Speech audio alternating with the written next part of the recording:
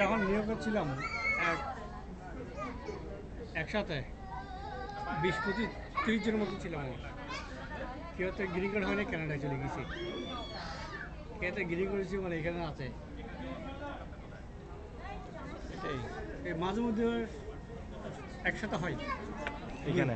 হ্যাঁ, এখানে বা কানাডাতে? না, কানাডা হয়, নিউ ইয়র্কে হয়।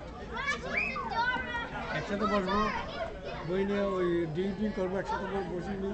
আমার ওয়াইফেরা একসাথে থাকবো, ভাইয়েরা আমারও 10-15 একসাথে একদিন যে যেতে পারি তো এখন আমরা একসাথে।